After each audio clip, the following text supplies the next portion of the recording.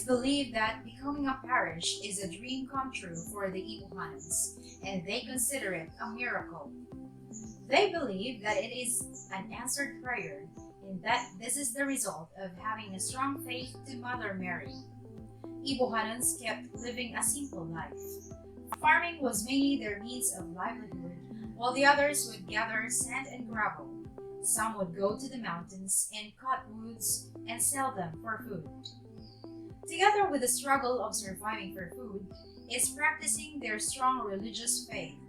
Such religious activities as charismatic seminars, novena for the saints, Birhen sa barangay, Corsilio, Siete Palabras were evident.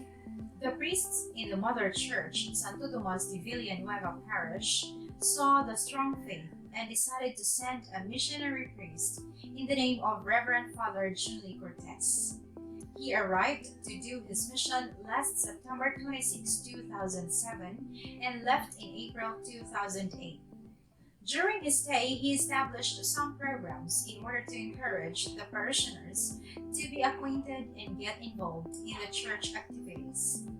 He started the basic ecclesial community, which was hardly established at first since the people were not convinced on its impact to their faith as Catholics while promoting neighborhood. Eventually, Father Cortez succeeded in convincing the people. From then on, the so-called Makalipang was established. There were few celdas working until his missionary term ended. Those celdas continued but gradually disappeared. Many and more religious activities urged the people to practice their strong faith. Until finally, our Mother of Perpetual Hell Parish was declared as a parish last October 7, 2013. It started 7 years ago with its very humble beginning in a small chapel in Barangay Ibo, Danao City. The first priest assigned was Reverend Father Jose Homawas. He came to lead the parish last October 7, 2013. Ibo Chapel is not only a place for him to preside the Mass, but also his home for the entire time.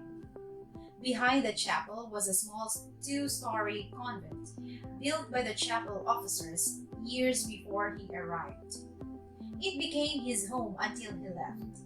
During his stay here, he attempted to build the parish church but eventually failed to continue because he ran out of time in order to complete the whole project. Together with the PPC officers and supportive parishioners, they went out to different churches for a mission appeal in order to obtain financial assistance for the ongoing construction. On August 30, 2016, his tenure ended and left the parish to serve his next assignment. Only a few pillars for the church were built. On August 31, 2016, Reverend Father Porfirio Jun Mahina Jr. was sent here to continue the programs and projects the previous priest had started. He also lived in the same small place behind the church until he and the whole PPC Council decided to build a more spacious and more accommodating convent in a separate lot donated by the most generous Mr. Alfredo Gore in the name of Miss Arlene Gore. The convent construction lasted 1 year until it got finished. That was from January 2018 until January 2019. It was completed through the full support of the priest and united efforts of the very supportive and active parishioners, together with the PPC Council, hopping from one church to another to obtain financial assistance through a mission appeal. Personal financial support of the priest and donations and pledges supported the construction as well. When the convent was ready on January 2019, Father June, together with an assistant, transferred and finally made it their home until August 5, 2019, when he left the parish in order to serve the next parish he was assigned in. On August 6, 2019, Reverend Father Gonzalo A. Candado came to continue the programs and projects the previous priest had implemented. He started his enthusiastic religious leadership by strengthening the participation of the PPC officers. He immediately initiated the plan of continuing to build the parish church. Letters to different parishes were distributed for a mission appeal.